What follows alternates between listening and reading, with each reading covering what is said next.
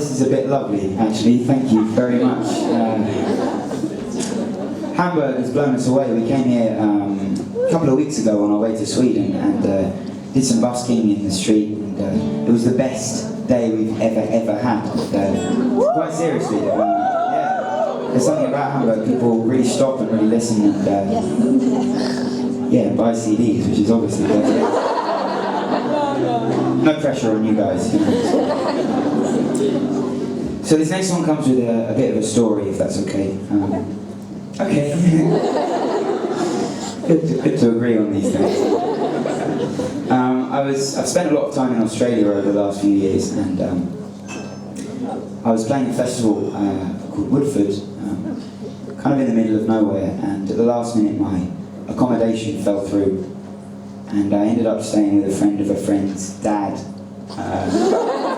in the middle of nowhere, and I'd never met him before. And stupidly, a few days before I went off to this festival, I watched a movie called Wolf Creek. Has anybody ever seen that film?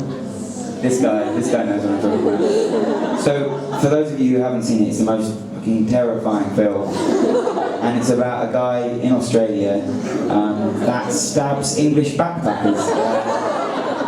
Good timing. So I rocked up on my own to this house, and this crooked old Australian guy comes out. I was expecting to live for an hour. But actually he was a really, really sweet guy, and I stayed with him for a couple of days. He was quite eccentric, and, to say the least. He told me this story that he'd been collecting bullets, which didn't really make me feel much better. Okay, bullets in people's heads, or just bullets in there? But yeah, he'd been collecting bullets since he was 8 or 9 years old, since he was a little kid. And he built this massive chest of drawers, and he kept this selection of bullets in there, and it was kind of like a bullet museum for anybody who likes that kind of thing.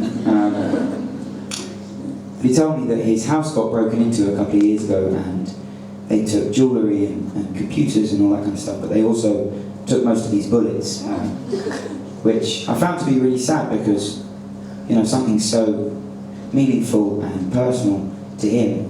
He was saying that, you know, it's not like they can go and sell them on eBay. There's not really a massive market for used bullets. So he said that they probably just ended up throwing them away, which I found really, really depressing. And so being a sensitive singer-songwriter, I went outside and the moon was up, and I thought, it's song time. And I wrote this song about him and his story. I didn't really think it's song time. I don't do that.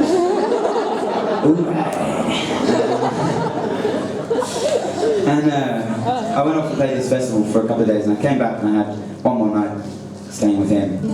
Not like that, just staying with him. And I was kind of unsure whether to play him this song or not. I wanted him to know that I'd really taken his story to heart. So I thought I may as well, as I'd probably never see him again. Or my family, for that matter. So I thought, fuck it. So I said, look, I've written this song, I'd love you to hear it. I closed my eyes and I got really into it. I played the song. Halfway through, I realised that I had no idea what I was going to find when I opened my eyes again.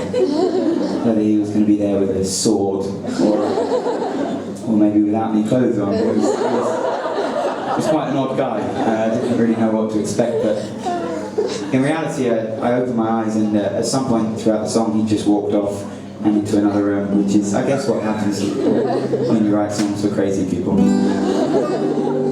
But listen, the song is only half as long as the story. You'll be pleased to know.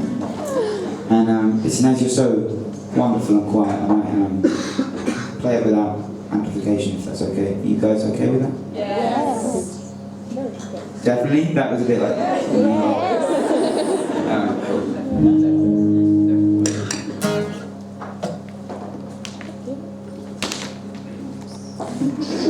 So yeah, this song is called Bullets, and it goes like this.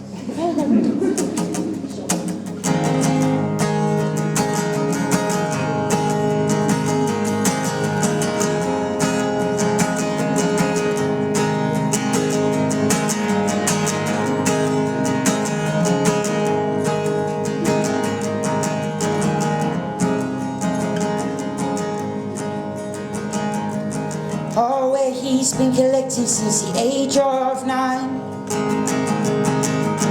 Every shiny bullet that he could find. Built himself a house with the wooden floors. Put the shiny bullets in a chest of drawers. Well, his wife's long gone, the kids are grown. Trees, they fall down on their own. Memories fade like an old slideshow, but the bullets still shine like coins in the snow. One day he took himself into town, and the man with the truck that came around. He took the television and the gun from the wall. Oh, and almost every bullet from the chest of drawers.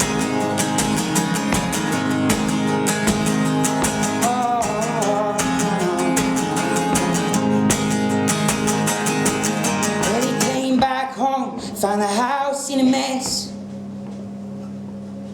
Run into the bedroom and the old brown chest. He didn't care much for the VCR, but he cried for the space where the bullets were. Oh, where the men took the truck down into town, and he stole all the silver they had found. But they couldn't sell the bullets, they weren't live rounds. So he dug a big hole, put the bullets in the ground. Oh, oh, oh, oh, yeah, now.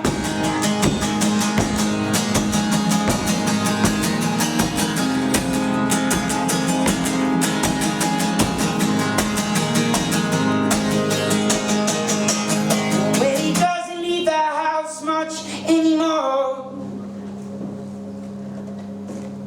'cause the men are gonna come like they did before, and he'll hold on to the 3 or 4 bullets that they left in the chest of drawers. The bullets that they left in the chest of drawers. Thank you so much.